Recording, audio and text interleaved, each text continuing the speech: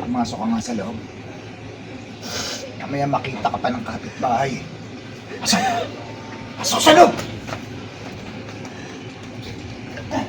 Hello mga kapuso, ako po si Valerie Concepcion at ako po ay gaganap bilang si Jessica, ang butihing may bahay ni Kapitan Ricky na may lihim na something. Kung ano ang lihim na something ni Kapitan Ricky, abangan niyo yan.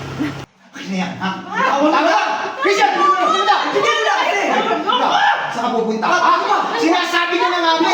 Mukha mo ba? Ano kayo? May relasyon kayo, di ba? Ano ba? Musak! Puputong saktan!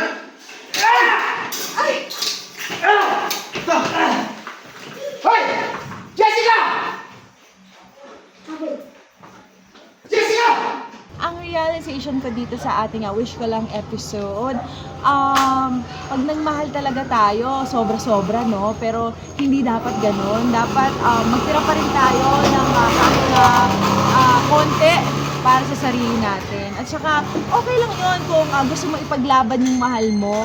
Pero ayun nga, at the end of the day, kailangan magtira ka pa rin ng konti para sa sarili mo. Kasi, what will happen will happen. Kahit minsan, kahit na anong paglalaban mo sa taong mahal mo, minsan hindi pa rin kayo yung meant to be, diba? Minsan may mga bagay pa rin na hindi natin kontrolado.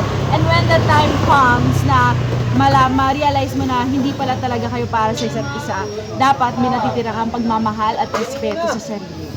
Iniimbitahan ko po kayong lahat na manood ng Wish Ko Lang ngayong darating na Sabado, 4 p.m. dito lang sa Kapuso Network, GMA.